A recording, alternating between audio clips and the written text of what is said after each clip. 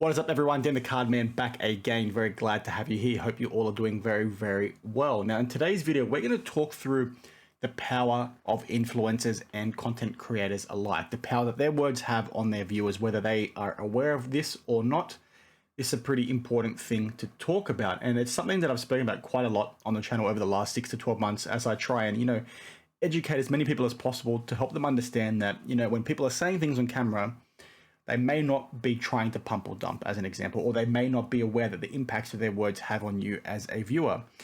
Now, I'm going to touch on the great Curator again, because there's a few things that he mentioned within his live stream that, I recalled to sitting on a different live stream with him, 6 months ago, where he definitely contradicted himself a few times. And there's some things that he said that, very much could be perceived to have been him as pumping something, right? So we'll get to that in a second. And this will probably be the last time I speak about this guy in detail, because I've already done 2 videos on him. But there's one thing I didn't touch on in my last 2 videos. Those last 2 videos were primarily focused on, him trying to shut out negativity and things like that.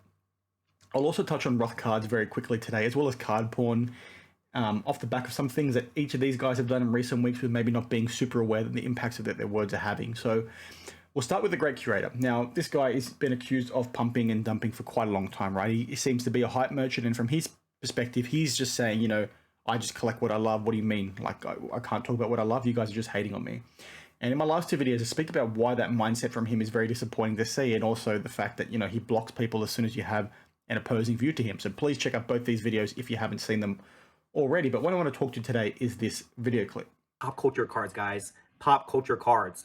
Like, you don't have to worry about these guys doing anything to hurt their value. It's like the value is in the content of whatever that is, right? The pop culture, the character, and as long as they keep making content for these things, there's always going to be people out there that value it. So that's why I'm so big on like wrestling and Star Wars and Marvel and all this other stuff out there, because it's just, to me, it's just less risk and it's just so much more fun. And you have all these people that don't value these cards, and they'll say, the pump and dump and whatever. It's just like, what are these guys talking about, right? You saw in Dap's video where he was saying like, what's the guy's name? F1 driver, Lewis Hamilton superfractor, $900,000 compared to this Star Wars Kurosawa superfractor, right? At 16.5, like what's gonna be the one that holds more value in the future? The guy that's gonna retire in driving in a few years, or the Star Wars IP, right? It's like, to me, it makes so much sense to be in this field here. And I'm not trying to, like, I don't know what I'm trying to do. Like, if some people say I'm trying to pump this up or whatever, but it's like,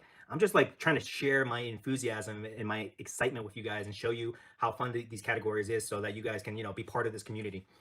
So this was from a live stream on May the 4th, so Star Wars Day. And I remember sitting in because I wanted to see what the product looked like, because I actually bought a box of this myself. So I wanted to see, how it panned out. And I was chatting with him in the live chat. And as I said in my last 2 videos, I'm an OG fan of the guy. So I was sitting in there talking through it with him.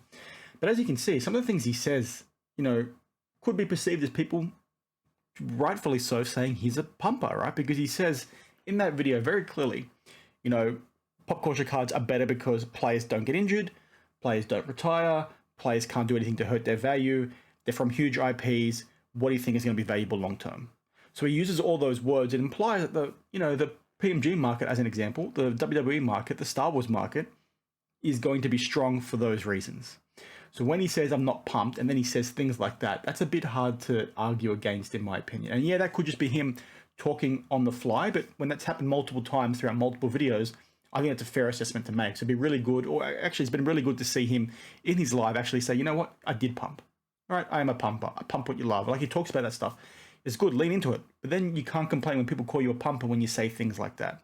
And he also said in his live stream that, how can you say that I'm pumping things? Like, the people that are watching my videos are not the ones spending 200K on those set of cards. And that's true. But what you also need to understand is things are a market, right? The hype that he's creating around these entry-level pop culture price points, okay?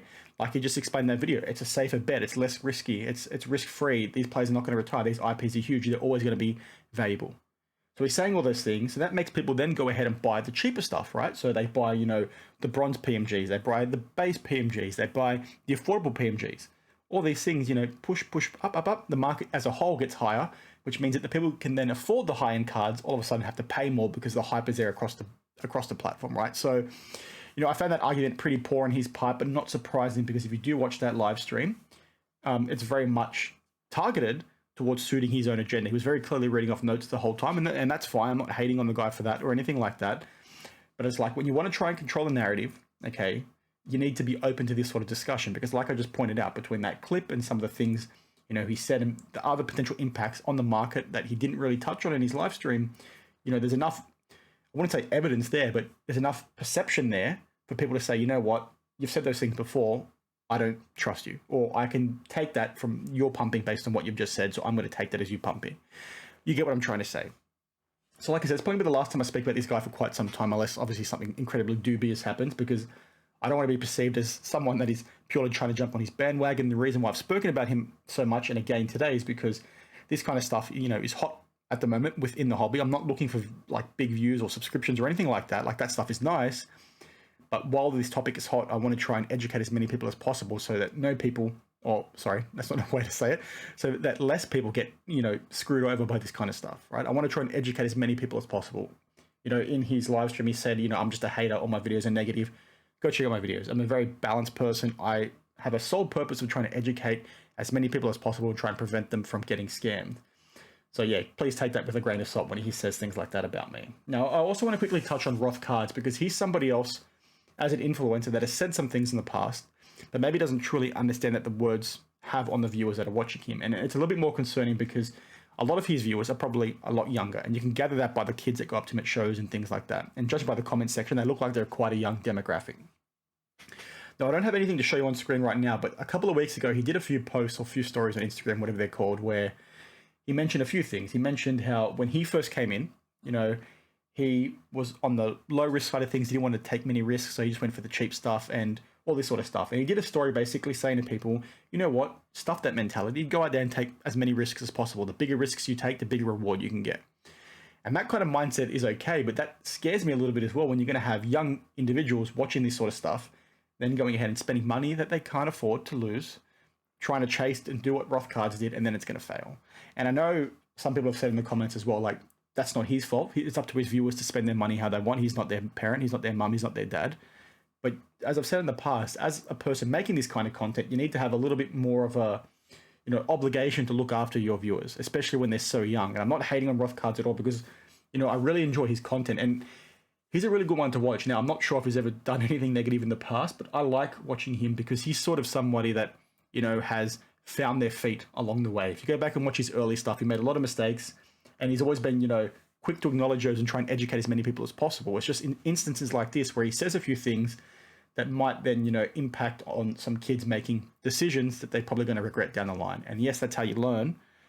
But these people just need to be a bit more careful when it comes to what they say, because they need to understand, like I said, that it does impact people. And he might be thinking he's giving somebody good advice that he would have liked to have learned himself. But not everybody is going to win on a deal, right? And sometimes, you know, if your first deal is wrong, it's sort of like going to the casino, right? If you lose your first bet, you're essentially chasing your own money until you win big, and not everybody wins big, right? That's why it's called gambling and a casino, right? And that's essentially what, you know, people like RothCards are. They're gambling. Yes, it's a business, but you guys get what I'm trying to say. So again, I'm not hating on RothCards at all, because I really enjoy his content, and he's obviously a guy that gets a lot of hate because he came in as a sneakerhead, as an example, self-proclaimed. But I think he's somebody that you can respect if you watch his videos, right? Because he goes about things the right way 99.9% of the time. And this is just one thing that he did that he might regret if he sat back and, you know, thought about it a little bit better, or maybe sat back and, you know, understood the words or the impact of his words. But, you know, it is what it is. People just need to be better. I'm sure I've said similar things in the past where I've said something dumb on camera, not truly realizing, because when you do start talking, as an example, sometimes you can ramble like I'm doing right now. So just keep that in front of mind. And that's just two examples I want to give, right? Where you've got somebody that looks like they're intentionally trying to pump things and intentionally trying to take advantage of people, and then somebody saying something with the mindset to try and create inspirational content for young individuals and telling them to chase their dreams, and how that could also be perceived as something negative or something that could impact them negatively as well. Now, the last thing I want to touch on is Cardporn. I'll do this very, very quickly because I want to talk about it in a bit more detail, and I'll save that for my weekly news video from this weekend. Now, essentially following on from some of the things I've just spoken about is that Cardporn have essentially made a post in the last 24 hours. They've done two now, so two in 48 hours. And it looks as though they've probably gone off a little bit early with accusing someone of having stolen cards in their possession. Now, to give you a bit more context, I'll put it up on screen now, but essentially somebody notified Cardporn, so this Michael Jordan card had been stolen from them. it's in the possession of the guys out at Investor Card, and they've basically ignored their DMs. In Cardporn have said they've ignored our DMs for 48 hours. That's why we're making this post. These guys have stolen card in their possession. Do with that what you will. Now, the guys from Investor Card came out and said, well, hang on a minute. We've been at the industry summit for 2 days. Like, yeah, we've seen your message, but we have no obligation to reply to you immediately. You have no right to post this, when it's quite defamatory. Give us some time to respond because, whilst the card's in our possession, we don't know what you're talking about. We don't actually own the card. It's sitting in our vault. Somebody has sent in this card because Investor Card give, funding to people that send in cards as collateral. So it's quite a messy situation, and basically on face value, it looks like that Cardporn have gone off too early. And this is one of those things, like I said, I'll talk about in a little bit more detail, and Cardporn have since done another post and they've said, well, hang on a minute, the guy with the stolen card in question has been reaching out to you for a week to no message. So you've ignored him, you've ignored us, that's why we've posted. You can't say it's too early. And you can sort of understand that assessment as well, but what Cardporn need to understand is that people are busy. So maybe these guys are being disingenuous, as an example, but you need to give them a bit more time to respond. And like on face value, it looks pretty bad on Cardporn's part. From an Investor Card perspective, they're saying the card was stolen 8 years ago. They weren't aware. The card was raw. It's now slabbed. Cut us some slack, which again is fair. Cardporn should have waited longer. Now, the only detriment to Cardporn's point of view on this, in my opinion, and the reason why I want to talk about it following those 2 points, is because that's not the first time they've done something like this. And I was just hoping maybe they would have learned their lesson, but I don't think they're aware they've made this mistake in the past. Now, to give you some context, if you go to this video from me that I spoke about a couple of months ago, I should say, where you had this breaker who was accused by Cardporn to stealing UFC cards in the middle of a break. Now, I did a video on this myself at the time, and then this guy reached out to me when I spoke about him again a number of months later, and he's like, Daniel, I'm a bit upset that you spoke about me. I'm innocent. Here's some evidence to prove my innocence. So I go through that, and then in my video that I popped up on screen, I talk about how, I think there's enough doubt there to give this guy some benefit of the doubt, in the sense that maybe he didn't actually steal cards from that break, because there's other examples where it looks like a card was missing, right? And that was the big, detractor to this guy being a thief, right? It was the sense that, well, cards have 5 packs in them. Packs have 5 cards in them. You stole 1 out. That's why there was only 4. Whereas we've got now evidence of other packs being open where there was only 4 in there. And the reason why I'm saying Cardporn has made this mistake in the past is because this individual told me and showed me screenshots that he was trying to reach out to Cardporn for months after they made the original post saying, hang on a minute, guys, I've got all these videos, all this evidence saying I could be innocent, yet he got completely ignored. And I've tried to reach out to Cardporn myself, and I know they get a lot of DMs a day, so that maybe they've missed his messages, maybe they missed my messages, but I never got a response from them. And like I said, I had to apologize in my video because I saw enough things, in there that probably alluded to the fact that the guy deserves some benefit of the doubt. So when Cardporn, are saying in one instance, you didn't reply to our messages, that's why we posted it.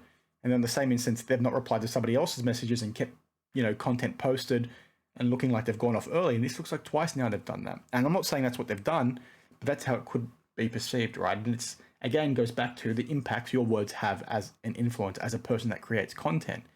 You need to be very, very careful. And like Investor Card is talking about defamation lawsuits against Cardporn. Like, I'm not a lawyer, so I don't quite understand that. Maybe the great Curator could give us some tips on that. But you get what I'm trying to say. Yes, people make mistakes. Maybe that wasn't their intention, but sometimes, like I said, with regards to RothCards, they're trying to do the right thing, but they don't truly realize the impacts their words can have. So, again, take with that what you will. I'm not hating on RothCards. Like I said, I really love his content. He's a really, really good guy. He, bought his mum a card recently with the profits from his trading card buying and selling, which is freaking fantastic, right? So please check out his content. The same thing with Cardporn, right? They do a lot of really, really good work. It just looks like in these 2 instances, maybe they've let themselves down. And again, everybody makes mistakes. I've made mistakes on this channel too. But I just wanted to flag those to you, right? So you've got 3 examples of people that look like, they're intentionally out to deceive. I'm not saying that's what the great Curator is doing. It just, the perception is there, right? And then you've got somebody like RothCards who does a lot of really, really cool stuff and he's trying to be inspirational, but then says some things without truly realizing the impacts his words might have. And then Cardporn, again, similar to RothCards, putting things out there, maybe a little bit too early, not realizing the impacts their words might have. So take with that what you will. Like I said, it's going to be the last time I speak about the great Curator. Stay tuned for my weekly news video this weekend. We're going to chat through this Cardporn thing in a bit more detail, as well as a few other things. So thanks for watching, and I'll see you in the next one. Cheers.